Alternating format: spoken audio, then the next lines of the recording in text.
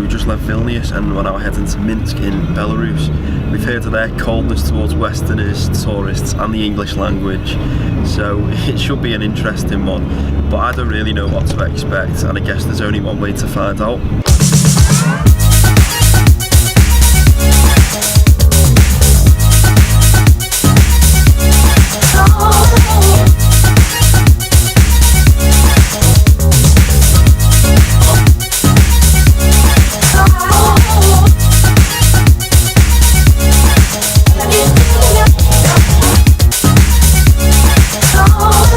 So just arrived here in Minsk, and first impression is actually better than I thought. It's quite a chilled out city, not too many people staring at us. You can definitely feel the sort of Soviet influence hanging over the place, but you know, as I say, it's not too bad. Staying here in a 3-star Sputnik hotel.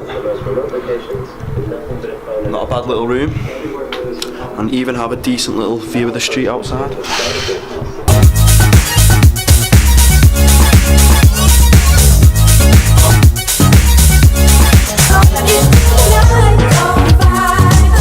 We've come to Minsk, and for those who don't know where Minsk is, it's in a country called Belarus.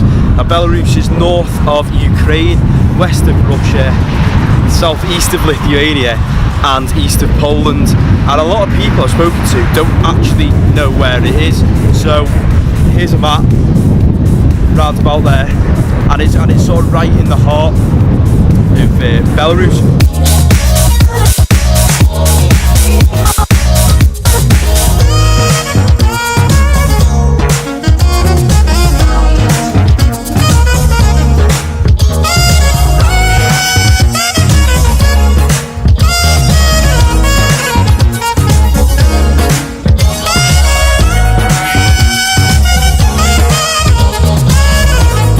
As you might be able to see, the sun's shining today, which is crazy. We've come so far east, and yeah, the weather's probably better than it is at home, which obviously isn't saying much. A lot of people here though, they've got like coats on, long trousers, like really wrapped up warm, whereas I thought they'd be used to the cold, so they'd see this climate as almost a bit tropical. We just got t-shirts or jeans on, and we're absolutely roasting. It's really sunglasses, t-shirt and shorts weather, but we're absolutely loving it here, having a great time, and it's really cool to experience and try a completely different culture to our own. Not long after, we began exploring the little-known city, capital of the third least visited country in Europe, and found that there was more to do than meets the eye. One of the best museums in Belarus, and I'd even go as far to say is on the continent, is the Belarusian State Museum of the Great Patriotic War. The well laid out and vast collection of exhibits recount the German-Soviet War and the battle against the Nazi occupation of Minsk and other areas of Belarus, with information also available in English. The museum also provides the perfect opportunity to visit the neighbouring Victory Park, with its fountain and monument two of its standout features. The Island of Tears is another tribute to Soviet battle, paying homage to soldiers from Belarus who died in the decade-long war with Afghanistan from 1979 to 1989. To get around Minsk, all you really need is the metro. At about 12 pence per ride, it's extremely cheap and reaches most of the city. But make sure you don't forget to conceal your camera, as taking pictures of the transport network is prohibited. Buses and taxis are also alternatives.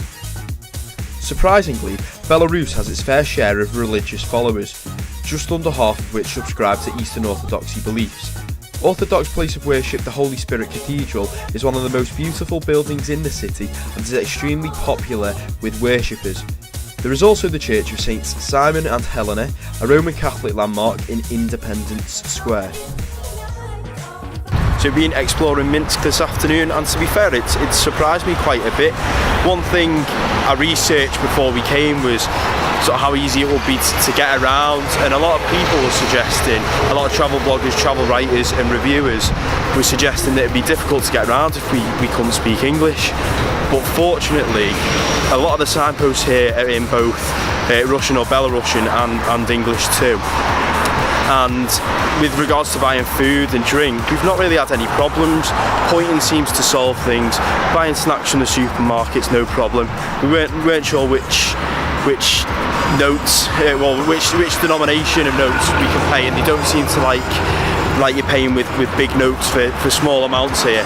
But the people seem nice, they seem happy to help you out, which is not what the research suggested.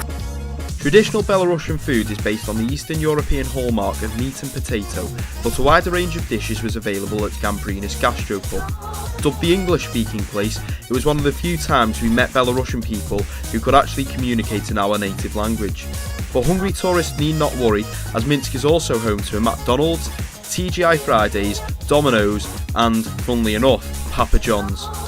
It soon came time to head back to Vilnius, but there was still one thing left to do. What better way to sign off our trip to Minsk and coming to visit the National Library of Belarus. We're at the observation deck at the moment. It's 23 floors up, cost us 75 pence to come and see, and the weather today is absolutely fantastic. If you enjoyed that video, then don't forget to give it a like and subscribe to my channel. You can find me on Facebook, Twitter, Instagram and Pinterest. Check out my travel blog at travelandtom.com. Thanks for watching, and I will see you next time.